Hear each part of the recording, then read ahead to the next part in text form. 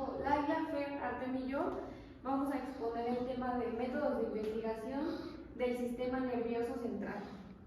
Bueno, vamos a comenzar primero definiendo lo que es en primer lugar esta palabra método. Método, bueno, la palabra odo, que viene del griego que significa camino. Entonces, por lo tanto, el método de investigación es todo un camino, un proceso que se va a llevar a cabo para investigar y estudiar lo que es el sistema nervioso central, su funcionamiento, sus partes, incluso su forma interna del cerebro, es lo que se pretende investigar con este tipo de métodos. El primer método que se encuentra dentro de esta gran variedad de métodos o de caminos es primero los rayos X de contraste. Bueno, aquí solamente va a poner una pequeña X, ¿sí? Como para significar que es como rayos X. Y rayos X, esta es una técnica en la cual se inyecta en uno de los compartimentos del cuerpo una sustancia que absorbe los rayos X. Es decir, de tal manera que cuando este material, este líquido fluido entra en contraste con los rayos X, es cuando se da una imagen clara, como en color azul, del cerebro. La sustancia inyectada entonces pues, se encarga de reforzar el contraste entre el tejido y lo que es la parte volátil de lo que es los rayos X, que es la radiación. El siguiente ejemplo es la tomografía computarizada de rayos X, aquí donde ya se utiliza un poco más la tecnología, este tipo de métodos. Y es un procedimiento que es asistido. ¿Qué significa asistido? Que es una persona quien entra con la persona que le va a hacer la tomografía, en donde se ordena, un ordenador, se emplea para visualizar la parte de lo que es el encéfalo y otras estructuras internas del organismo vivo. El siguiente método es la resonancia magnética, que es un procedimiento mediante el cual se construyen imágenes de alta calidad, de alta fidelidad a lo que es el cerebro, basados en la medida de las ondas que emiten los átomos de hidrógeno. Aquí también ya es un método que implica un poco de química y también fenómenos físicos, en los cuales estos átomos de hidrógeno, al ser activados por ondas de radiofrecuencia, en un campo magnético, dan una imagen de lo que es el cerebro. El siguiente método es tiene que ver con una tomografía, pero esta tomografía se va a diferencia de la otra, de la anterior, porque emite por lo que es positrones. Lo que son los positrones son estructuras químicas que de alguna manera van a ser activadas precisamente con otro ordenador, los cuales van a dar en sí lo que es el funcionamiento de la actividad que se está teniendo en el cerebro. Es decir, que en este caso va a ser como una especie de toma de infrarrojo interna del cerebro, en los cuales se pone a un paciente a decir, a ver, no sé, piensa en matemáticas, no sé, hace una suma, por ejemplo, o no sé, recuerda algo, y lo que se recuerde, o el proceso que haga el cerebro internamente, se va a ver reflejado en la tomografía, iluminándose de color rojo, amarillo, anaranjado o al color azul. El siguiente método se llama magnetocefalografía, que mide los cambios en los campos magnéticos sobre la superficie del cuero cabelludo. Es decir, es una especie como de silla en el cual una especie de casco baja, y a partir de allí lo que hace este aparato es que va a registrar todos los cambios que hay dentro de la actividad cerebral internas también, y registra los cambios rápidos de la actividad nerviosa. En este caso se enfoca un poquito como el movimiento, es decir, como pensar que, no sé, tengo una picazón aquí en la piel, pues como que hacer como reflejo nervioso. Bueno, por medio de los nervios yo tengo como este reflejo como de huida, como de quitar la mano, se ve reflejado en el cerebro, y también este aparato da en qué tipo de lugares estos movimientos residen. Y la siguiente, electrocefalografía. Aquí ya es una medición de la actividad eléctrica del cerebro a nivel global, es decir, que aquí ya no tenemos como tal una imagen, sino que aquí la imagen que va a dar este aparato va a ser como en los electrocardiogramas, que va a medir así cada impulso eléctrico interno que tiene el cerebro. Y bueno, ya siguen mis compañeras que van a exponer lo siguiente.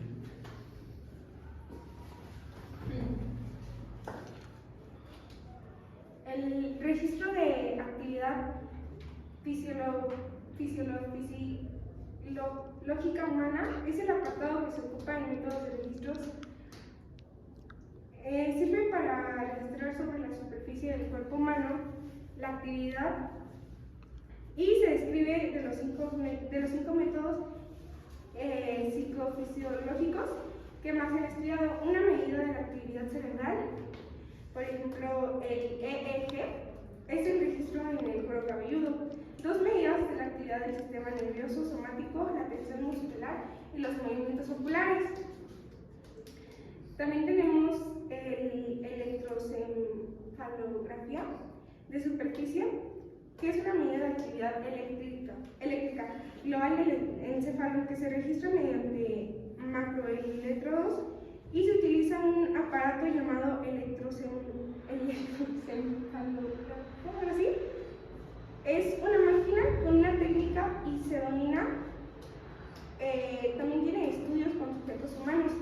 Cada canal tiene una actividad y por lo general se obtiene mediante electrodos con forma de disco de un tamaño aproximado a la mitad de una moneda y se pegan sobre el cuero cabelludo. La tensión muscular, donde cada músculo se compone de millones de fibras musculares y cada fibra se contrae de modo que sea todo o nada. Cuando una actividad por la neurona motora que la inerva en cualquier momento. También están los movimientos oculares, que es la técnica electrofisiológica empleada para registrar los movimientos oculares y se denomina electroculografía. Y el registro resultante, la actividad cardiovascular, el hecho de que en nuestra lengua de expresiones el tipo de sangre de horchata es pálido, miedo, rubor, indican que los fisiólogos modernos no han sido los primeros en darse cuenta que la relación existe entre la actividad cardiovascular y la emoción, que es la frecuencia cardíaca, la señal que se asocia a cada latido cardíaco. Puede registrarse por medio de electrodos conectados sobre el pecho. El registro se reconoce como electrocardiograma. El valor medido de la frecuencia cardíaca de un adulto sano es en estado de reposo, se sitúa en torno a 70 pulsaciones por minuto, pero aumenta bruscamente ante el sonido o la evocación en torno del dentista. Bulimia. Los cambios del volumen sanguíneo están en determinadas partes del cuerpo. Se asocian con sujetos psicológicos. El ejemplo más conocido es el cambio de congestión en los genitales, asociada con la excitación sexual, tanto varones como en hembras. Continuamos con los métodos lesivos de investigación fisiológica. La mayoría de las técnicas fisiológicas utilizadas en las investigaciones biopsicológicas con animales de laboratorio pertenecen a una de estas tres categorías: métodos de lesión, métodos de estimulación eléctrica y métodos de lesiones de registro. Cada uno de estos tres métodos se examina con este apartado del capítulo, pero se empieza por describir la cirugía estereotáxica. El primer paso de muchas investigaciones biopsicológicas es la cirugía estereotáxica. Mediante esta se colocan con precisión los dispositivos experimentales en las profundidades del cerebro. Se necesitan dos cosas para la cirugía estereotáxica: un atlas que proporcione la situación del lugar de la actuación y un instrumento para llegar hasta allí.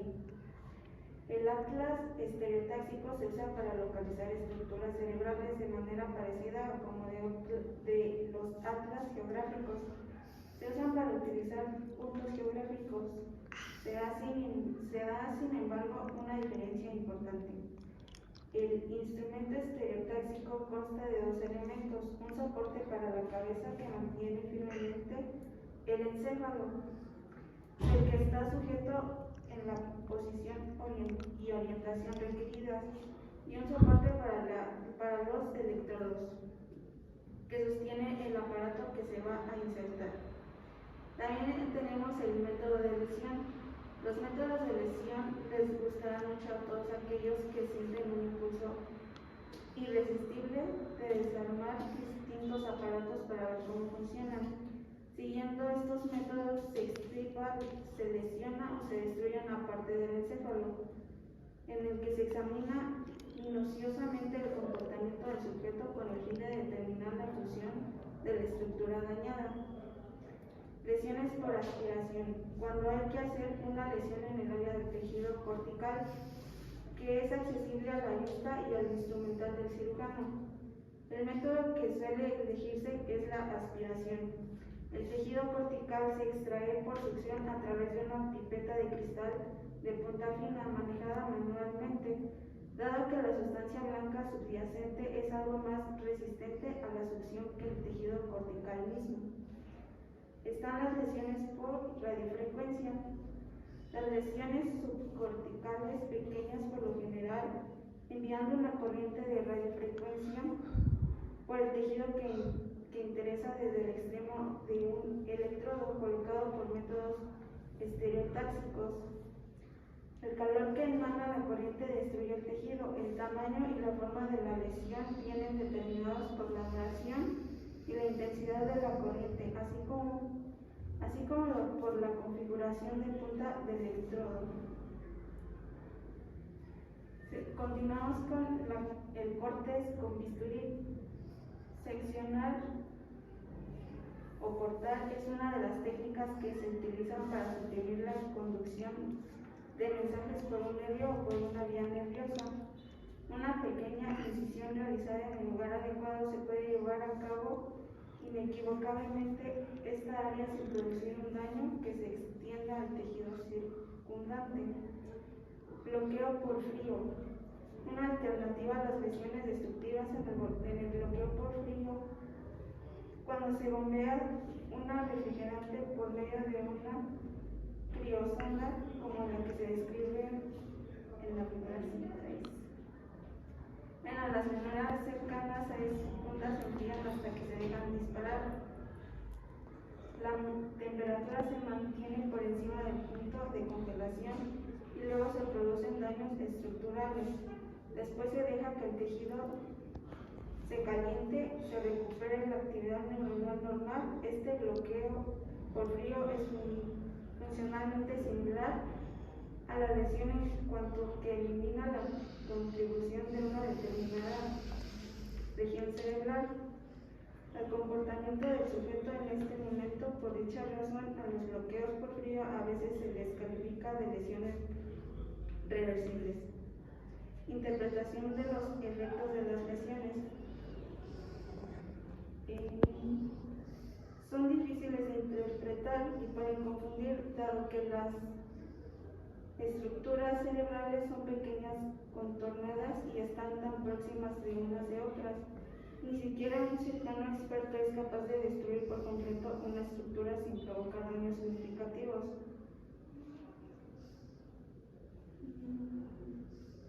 A las estructuras adyacentes. Este tipo de abstracción en apariencia inocua puede producir un error de dos motivos si se piensa que todas las lesiones calificadas no conllevan daños a otras estructuras cerebrales. Y tenemos lesiones bilaterales y unilaterales. Estas lesiones bilaterales simétricas, sobre todo en especies no humanas. Estos efectos comportamentales de lesiones unilaterales de alguna estructura cerebral pueden ser difíciles de detectar.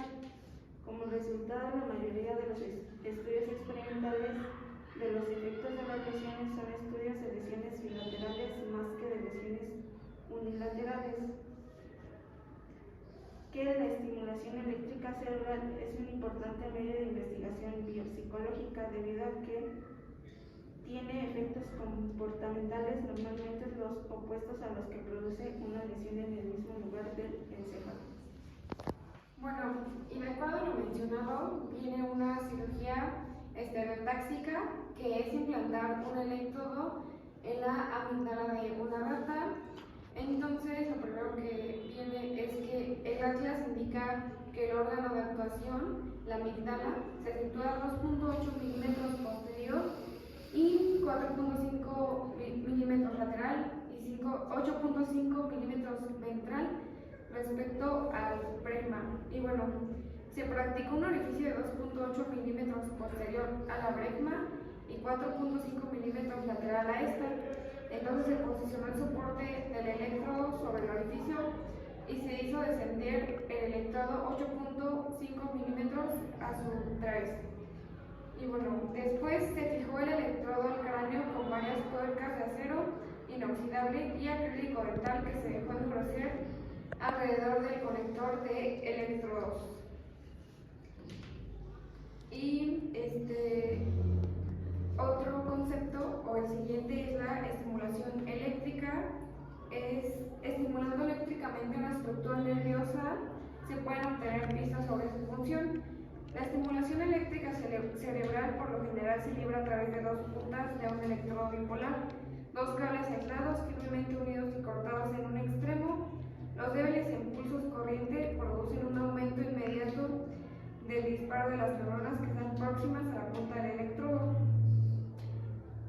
Después siguen métodos lesivos de registro electrofisiológico.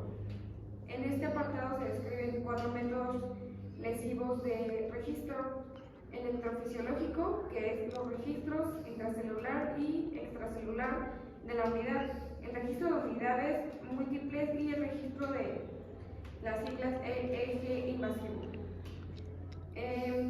Bueno, el registro intracelular de una unidad es un microelectrodo extracelular y registra la alteración eléctrica que se origina cada vez que una neurona adyacente dispara. El registro de múltiples unidades es un pequeño electrodo que registra los potenciales de acción de muchas neuronas próximas entre sí. El registro extracelular de una unidad es un microelectrodo extracelular y este registra la alteración eléctrica que se origina cada vez que una neurona adyacente se dispara. Y el registro eje lesivo es un macroelectrodo implantado que capta los cambios generales de la actividad eléctrica cerebral. Y el siguiente es el registro intracelular de una unidad. Y el método de registro intracelular de una unidad, cuyos hallazgos se expusieron con detalle, proporcionará un registro paso a paso de las fluctuaciones graduadas de potencial de la membrana de una neurona. El siguiente sería registro extracelular de una unidad. En este se pueden registrar los potenciales de acción de una neurona mediante un microelectrodo cuya punta se sitúa en el líquido extracelular de lo que la rodea. Y al principio el registro extracelular individual se podía registrar las neuronas. El siguiente es el registro de múltiples unidades. En los registros de múltiples unidades, la punta del electrodo es más grande que la de un microelectrodo, de modo que capta las señales de muchas neuronas, porque cuanto más grande sea el electrodo, más serán las neuronas que contribuyen a la señal. El siguiente es el registro EEG invasivo. Esto es en animales de laboratorio. Las señales se registran mediante grandes electrodos implantados en vez de con electrodos sobre el cuero cabelludo. En este caso, las señales corticales se registran por lo general mediante electrodos, la tuerca craneales, acero inoxidable, mientras que las señales subcortiales habitualmente se registran por medio de electrodos del cable implantados con cirugía estereotáxica. Y bueno, eso sería todo por